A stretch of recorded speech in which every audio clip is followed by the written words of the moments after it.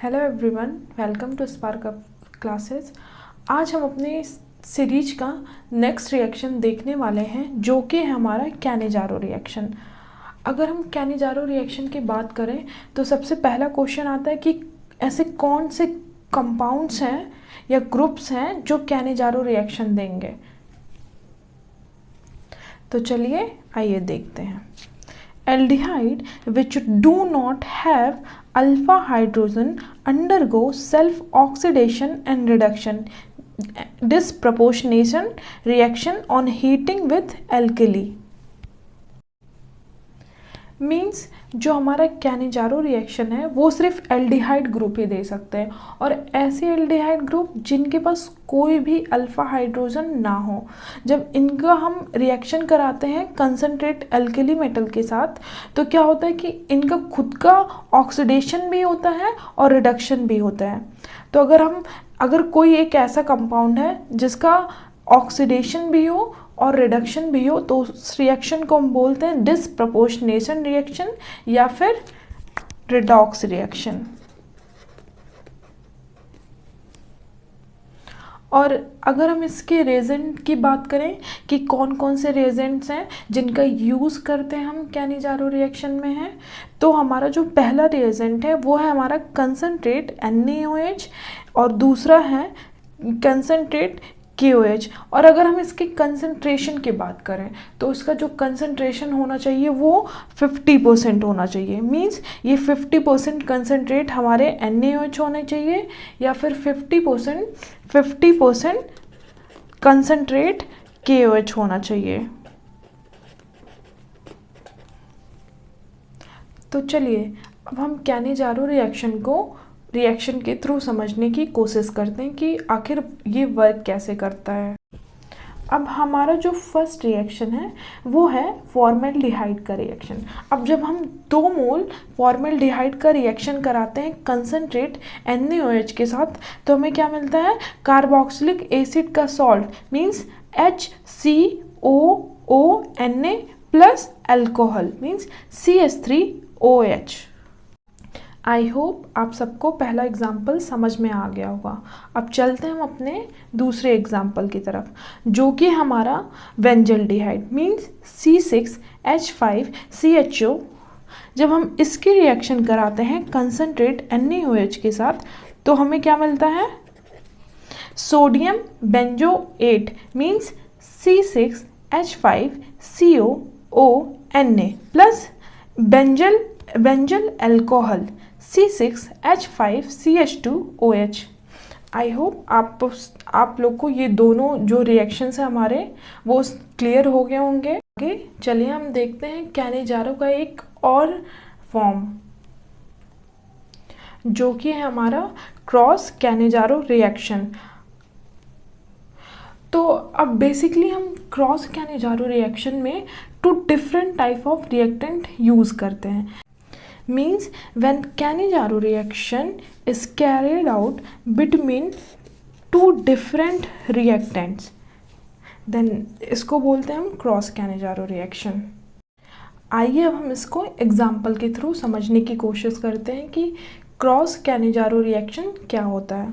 देखिए हमारा जो फर्स्ट है वो है जब हम C6H5CHO का रिएक्शन कराएंगे HCOH से in the presence of concentrate NaOH तो हमें क्या मिलेगा, C6H5CH2OH प्लस HCOONA। देखिए हमने आपको एग्जाम्पल तो बताया बट इसमें कन्फ्यूज़न होगा कि हमारा कौन सा रिएक्टेंट ऑक्सीडाइज होगा और कौन सा रिएक्टेंट रिड्यूस्ड होगा। तो उसके लिए एक सिंपल सा ट्रिक है या आप इसको नोट के फॉर्म में भी लिख सकते हो। ये हम देखते हैं कि वो ट्रिक क्या है। More reactive in nucleophilic addition reaction will get oxidize and form sodium salt of carboxylic acid and less reactive will get reduce and form alcohol. Means जो reactant nucleophilic addition nucleophilic addition reaction की तरफ ज़्यादा reactive होगा, उसका oxidation होगा और वो form क्या करेगा हमारा sodium salt of carboxylic acid. और जो लेस रिएक्टिव होगा न्यूक्लियोफिलिक एडिशन रिएक्शन की तरफ वो रिड्यूस होगा और फॉर्म क्या करेगा हमारा अल्कोहल। आई होप आपको समझ में आ गया होगा। तो चलिए हम देखते हैं इसका सेकेंड एग्जाम्पल, जिससे आपको पूरी तरीके से क्लियर हो जाएगा।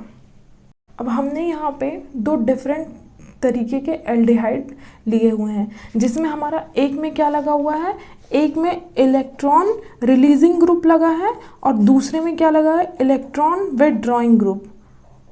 मीन्स ये -m इफेक्ट शो करेगा। अब देखिए, अब हम इसमें देखेंगे कि किसका रिडक्शन हो रहा है और किसका ऑक्सीडेशन हो रहा है। जो इलेक्ट्रॉन रिलीजिंग ग्रुप होता है, इसकी वजह से जो इसकी रिएक्टिविटी है न्यूक्लियोफिलिक एडिशन रिएक्शन की तरफ, वो जो है डिक्रीज हो जाएगी, जिसकी वजह से ये क्या फॉर्म करेगा, alcohol due to the reduction. अब हमारा जो सेकेंड रिएक्टेंट है उसमें इलेक्ट्रॉन विथड्रॉइंग ग्रुप लगा हुआ है, जिसकी वजह से इसकी रिएक्टिविटी जो है इंक्रीज हो जाती है न्यूक्लियोफिलिक एडिशन रिएक्शन की तरफ, जिसकी वजह से ये हमारा ऑक्सीडाइज होके फॉर्म करेगा sodium salt of carboxylic acid. आप लोग को ये दोनों रिएक्शंस जो हमने एग्जांपल्स लिए हुए हैं वो क्लियर हो गया होगा और आपको क्रॉस कैनिजारो रिएक्शन भी समझ में आ गया होगा। तो अब चलिए हम चलते हैं कैनिजारो रिएक्शन के थर्ड फॉर्म की तरफ। हमारा इंट्रामॉलिक्यूलर कैनिजारो रिएक्शन। देखिए, अगर हम अब इंटरमॉलिक्यूलर कैनिजारो रिएक्शन की बात करें तो इस रिएक्शन में क्या होता है कि एक सिंगल कंपाउंड कंटेन करता है दो CHO ग्रुप, जिसमें एक का ऑक्सीडेशन होता है और दूसरे का रिडक्शन। तो चलिए देखते हैं। The single compound with 2 CHO group but without any alpha hydrogen, means इसमें कोई भी अल्फा हाइड्रोजन नहीं होगा। When heated in presence of concentrate NaOH और KOH अंडरगो डिस्प्रपोर्शनेशन रिएक्शन। तो चलिए अब हम इसको एग्जाम्पल के थ्रू समझते हैं। हमारा जो फर्स्ट एग्जाम्पल है वो है HCOCOH। जब हम इसकी रिएक्शन कराएंगे कंसंट्रेट NaOH से, तो इसमें एक का क्या होगा, एक का ऑक्सीडेशन होगा और दूसरे का रिडक्शन होगा, जो कि फॉर्म करेगा हमारा HCHOHCOONA। आई होप आप लोग को ये एग्जाम्पल समझ में आ गया होगा। अब चलिए हम चलते हैं अपने दूसरे एग्जाम्पल की तरफ। हमारा जो दूसरा एग्जाम्पल है वो है C6H5CHO C6H5CHO NO2।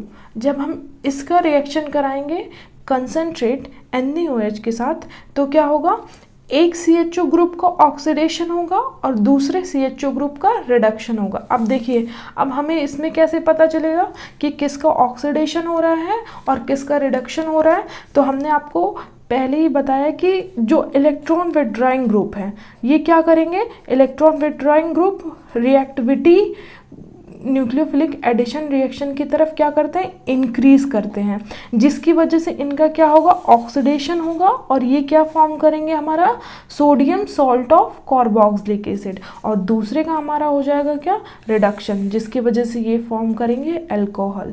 तो इसका प्रोडक्ट क्या होगा, C6H5CH2OH C6H5COONA आई होप आप लोग को ये दोनों एग्जाम्पल्स समझ में आ गया होंगे। इसी के साथ मिलते हैं हम आपसे नई वीडियो में नई रिएक्शन के साथ। तब तक आप अपनी CUT की प्रिपरेशन अच्छे से करते रहिए। All the very best.